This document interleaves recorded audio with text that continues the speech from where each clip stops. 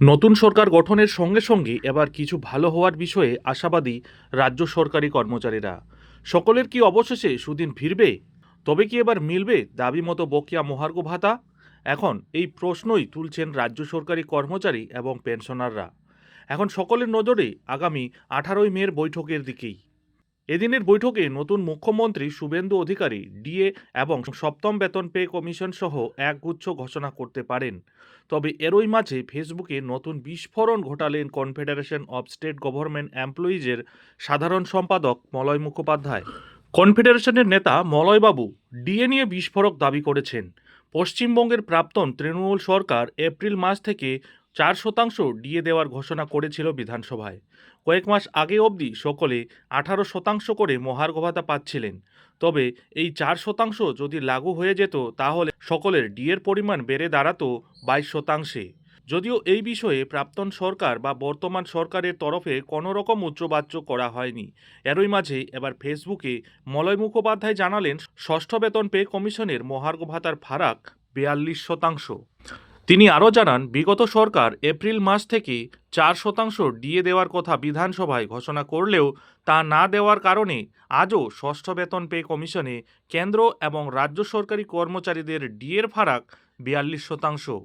বর্তমান সময়ে রাজ্য সরকারি কর্মচারীরা এখনও অবধি 18% এবং অন্যদিকে সেই একই সময় দাঁড়িয়ে কেন্দ্রীয় সরকারি কর্মচারীরা 60% হারে মহার্ঘ ভাতা পাচ্ছেন।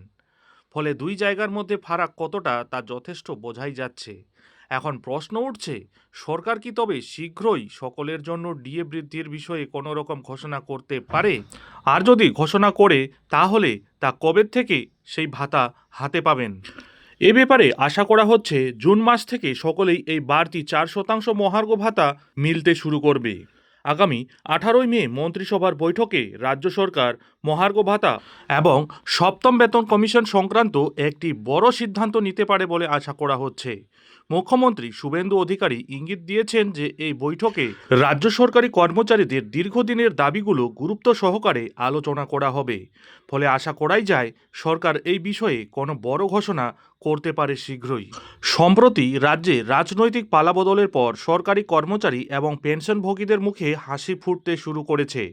দীর্ঘদিনের বকেয়া ডিএ বা মহার্ঘ ভাতা নিয়ে যে জটিলতা তৈরি হয়েছিল তা এবার কাটতে চলেছে। সদ্য শপথ নেওয়া মুখ্যমন্ত্রী শুভেন্দু অধিকারীর প্রথম সাংবাদিক বৈঠকে এই বিষয়ে স্পষ্ট বার্তা দেওয়া হয়েছে। নবান্নে আয়োজিত এই বৈঠকে তিনি জানিয়েছেন, আগামী সোমবার রাজ্য মন্ত্রিসভার দ্বিতীয় গুরুত্বপূর্ণ বৈঠক অনুষ্ঠিত হতে চলেছে, যেখানে ডিএ এবং সপ্তম বেতন কমিশন নিয়ে একাধিক চূড়ান্ত সিদ্ধান্ত নেওয়া হতে পারে। রাজ্য সরকারি কর্মচারীদের সংগঠন কনফেডারেশন অব স্টেট গভর্নমেন্ট এমপ্লয়িজের সাধারণ সম্পাদক মলয় মুখোপাধ্যায় জানিয়েছেন যে পঞ্চম বেতন কমিশনের অধীনে বকেয়া ডিএ মামলার সুপ্রিম কোর্টের নির্দেশিকা নতুন মুখ্যমন্ত্রীর কাছে ইমেলের মাধ্যমে তুলে ধরার আবেদন করা হয়েছে। এই চিঠির পরিপ্রেক্ষিতেই মুখ্যমন্ত্রী শুভেন্দু অধিকারী দ্রুত পদক্ষেপ নেওয়ার আশ্বাস দিয়েছেন। দীর্ঘ সময় ধরে বাংলার সরকারি কর্মচারীরা কেন্দ্রীয় হারে মহার্ঘ ভাতার দাবিতে আইনি লড়াই চালাচ্ছেন। নতুন সরকার দায়িত্ব নেওয়ায় তাদের আশা এবার দ্রুত তাদের ন্যায্য অধিকার বুঝিয়ে দেওয়া হবে। তাই এবার রাজ্যের লক্ষ লক্ষ সরকারি কর্মচারী এবং পেনশনভোগীদের চোখ এখন আগামী সোমবারের দিকেই। মুখ্যমন্ত্রী জানিয়েছেন, নতুন সরকার দায়িত্ব নেওয়ার পর সব সিদ্ধান্ত প্রথম দিনেই নেওয়া সম্ভব হয়নি, কারণ সময় খুব সীমিত ছিল। তাই সোমবার দ্বিতীয় ক্যাবিনেট মিটিংয়ে বকেয়া ডিএ মেটানোর রূপরেখা এবং সপ্তম বেতন কমিশন গঠনের বিষয়ে বিশদ আলোচনা হতে পারে। সরকারের প্রাথমিক লক্ষ্য হল নির্বাচনী প্রতিশ্রুতি পালন করা। এই নতুন ঘোষণার ফলে রাজ্য সরকারি কর্মচারী মহলে বিপুল উৎসাহ এবং উন্মাদনা দেখা গেছে।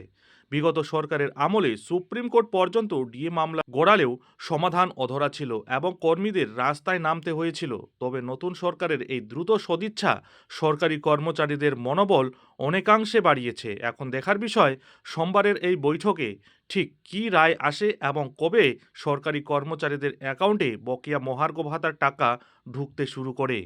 নজর থাকবে সেদিকে। যাই হোক, এখন এখানেই শেষ করছি। এই ধরনের ডিএ সম্পর্কিত যে কোনো ধরনের ছোট বড় আপডেট ঠিক সময় মতো পেতে অবশ্যই চ্যানেলে চোখ রাখুন।